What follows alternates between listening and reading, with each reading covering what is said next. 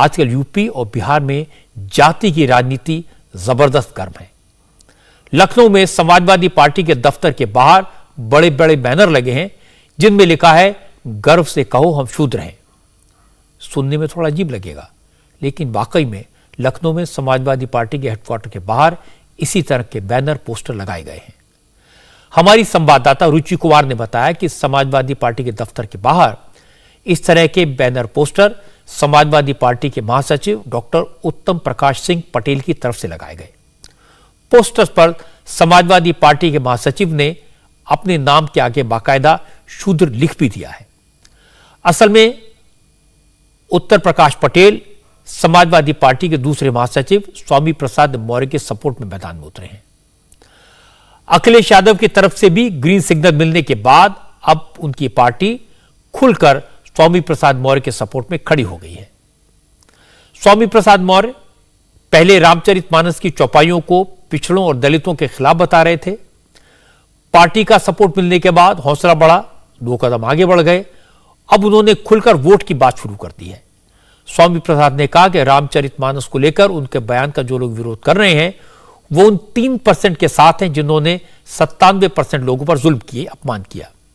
स्वामी प्रसाद मौर्य ने कहा कि पिछड़े, दलित, आदिवासी और महिलाओं की संख्या 97% है, 97%, और वो इन 97% के स्वाभिमान का मुद्दा उठा रहे हैं, जबकि बीजेपी 3% के साथ खड़ी है। वो डरने वाले नहीं हैं, अपनी जंग को अंजाम तक पहुंचाएंगे। हमें ताज्जुब है कि कुछ लोग महिलाओं, आदिवासियों, दलितों, पिछड़ों को अपमानित करना, गाली देना, मारना पीटना, भेदभाव उनके साथ करना ही अपना धर्म मानते हैं। और दुर्भाग्य यह है कि भारतीय जनता पार्टी भी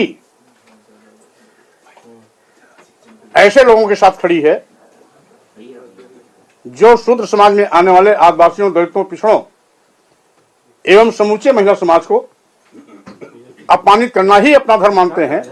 भारतीय जनता पार्टी को नहीं भूलना चाहिए कि यही आदिवासी, दलित, पिछड़े चुनाव के समय जिसको हिंदू कह के आप वोट लेते हो और वोट लेने के बाद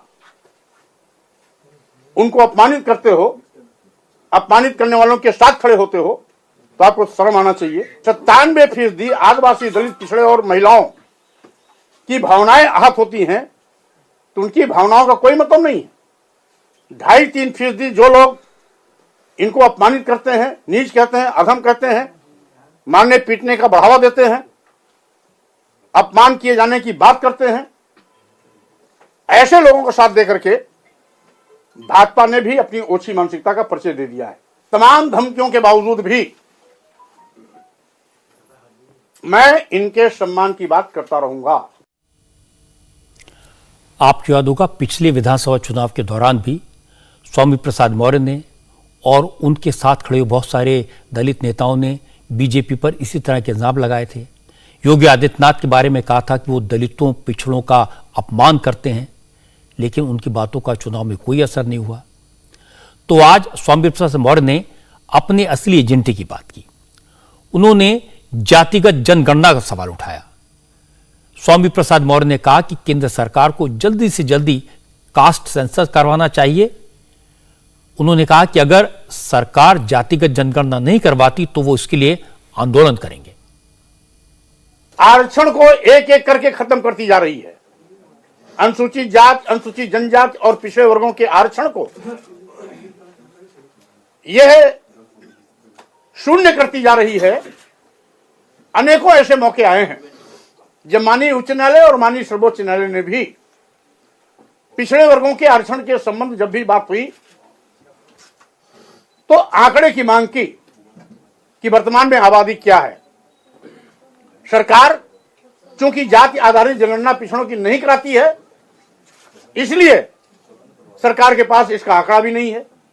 आंकड़े के अभाव में कभी कभी माननीय न्यायालय से भी इनको समुचित न्याय नहीं मिल पाता है। हम मैदान में भी जाएंगे, जनता के बीच में भी जाएंगे, सरकार से भी अनुरोध करेंगे कि जाति आधारित जनगणना तत्काल कराने का काम करें। वैसे आपको याद होगा 2 दिन पहले तक समाजवादी पार्टी कह रही थी कि रामचरितमानस के बारे में स्वामी प्रसाद मौर्य ने जो बात कही है वो उनकी पर्सनल राय है। लेकिन जब कल अखिलेश यादव ने कह दिया कि स्वामी प्रसाद ने गलत क्या कहा तो पूरी पार्टी ने अपनी राय बदल ली। अब सारे नेता स्वामी प्रसाद मौर्य के साथ खड़े होने लगे हैं। आज समाजवादी पार्टी के प्रवक्ता सुनील साजन ने कहा कि जब ब्राह्मण, क्षत्रिय और वैश्य समाज के लोग अपनी जाति पर गर्व करते हैं तो फिर जो दूसरी जातियां हैं अगर वो भी खुद को शूद्र कहने में गर्व महसूस करें तो इसमें किसी को दिक्कत क्या है। हम समाजवादी लोग हैं और हम तो सनातन धर्म के बड़े जानकारों से जानना चाहते हैं कि जब सनातन धर्म में 4 वर्ग हैं, एक क्षत्रिय है, एक ब्राह्मण है, एक वैश्य है, बाकी सब शूद्र हैं, तो मुझे लगता है कि जो क्षत्रिय हैं वो गर्व से कहते हैं कि हम क्षत्रिय हैं, जो ब्राह्मण समाज से हैं वो गर्व से कहते हैं कि हम ब्राह्मण हैं, जो वैश्य समाज से हैं वो भी कहते हैं गर्व से कि हम वैश्य हैं। तो जो बची 6,743 जातियां हैं जो सनातन धर्म के हिसाब से शूद्र हैं, तो वो सब मिल करके कह रहे हैं कि हमें गर्व है कि हम शूद्र हैं और इसमें क्या बुराई है। हम भी कह रहे हैं कि हमें गर्व है कि हम शूद्र हैं। लेकिन इसका मतलब ये नहीं कि समाजवादी पार्टी के सारे नेता स्वामी प्रसाद मौर्य या उनकी राजनीति के साथ हैं। समाजवादी पार्टी में रामचरितमानस के अपमान को जिस तरह से सपोर्ट किया गया, जिस तरह से सवर्णों को गालियां दी जा रही हैं, इससे समाजवादी पार्टी के अंदर भी बेचैनी है। समाजवादी पार्टी के एक विधायक हैं मनोज पांडे। मनोज पांडे ने कहा कि मानस को लेकर जो कुछ कहा जा रहा है वो ठीक नहीं है। जिस तरह के बयान आ रहे हैं वो समाजवादी विचारधारा के खिलाफ हैं। मनोज पांडे समाजवादी पार्टी के ऐसे नेता हैं जो 2017 और 2022 के असेंबली इलेक्शन में बीजेपी के आदी होने के बावजूद ऊंचाहार सीट से चुनाव जीते। लेकिन अब रामचरितमानस को लेकर जो कुछ कहा जा रहा है उससे मनोज पांडे भी आहत हैं। वो अपने आप को अनकंफर्टेबल महसूस कर रहे हैं। मनोज पांडे ने कहा कि राम मनोहर लोहिया और समाजवाद की विचारधारा तो समाज के सभी वर्गों को साथ लेकर चलती है, किसी जाति के लोगों को गाली देना ठीक नहीं है। समाजवादी पार्टी और समाजवादी विचारधारा जो डॉक्टर राम मनोहर लोहिया ने लाने का काम किया था, जिन पर हम लोग चलने का काम करते हैं, वो सभी समाज, वर्ग और जाति को एक साथ लेकर के चलने का काम करती है और यही सिखाती है कि सभी समाज के लोगों का बराबर सम्मान रहे, एकरूपता रहे, आपस में सामंजस्य रहे और समाजवादी विचारधारा को जितना मैं समझता हूं किसी जात विशेष को गाली देने का अधिकार नहीं देती। जो बात समाजवादी पार्टी के मनोज पांडे ने कही वही बात यूपी के deputy chief minister Keshav Prasad Maurya ने भी कही। केशव प्रसाद मौर्य ने कहा बयान भले ही स्वामी प्रसाद मौर्य दे रहे हों, लेकिन वो जो बोल रहे हैं वो सब अखिलेश यादव का सिखाया हुआ है। समाजवादी पार्टी का पूरा सपोर्ट स्वामी प्रसाद मौर्य के साथ है। विधानसभा चुनाव में हार से हताश होकर समाजवादी पार्टी अब लोगों के बीच बंटवारे की साजिश रच रही है, जो ठीक नहीं है। मैं बार बार कह रहा हूं, ये स्वामी प्रसाद मौर्य का बयान नहीं है। यह बयान श्री अखिलेश यादव जी का है, ये समाजवादी पार्टी के कुनबे का है और उत्तर प्रदेश के अच्छे माहौल को कैसे विषैला बनाया जाए, इस प्रकार की असफल कोशिश है। लेकिन उनके मंसूबे कभी कामयाब नहीं होंगे। वह सोचते हैं कि इससे वह पिछड़ों को या दलितों को अपनी ओर आकर्षित कर लेंगे। तो जिन्होंने सत्ता में रहते हुए लगातार पिछड़ों, दलितों और प्रदेश का शोषण किया, बर्बादी करने का काम किया, उनका भविष्य अब उत्तर प्रदेश में तो है ही नहीं। यह मैं स्पष्ट रूप से कह सकता हूं और यह स्पष्ट रूप से दिखाई दे रहा है। अगर उनके पास जनहित से जुड़े हुए कोई मुद्दे हों, उनको लेकर के आवें। जो मुद्दे न भाजपा से संबंधित हैं, न सपा से संबंधित हैं और ना राजनीति से संबंधित हैं, उन मुद्दों को लेकर के आना और समाज का माहौल खराब करना, ये गैर कानूनी आचरण है, इसे नहीं करना चाहिए। दलित और पिछड़े समाज के एक और नेता ओम प्रकाश राजभर ने बिल्कुल अलग तरह की बात कही।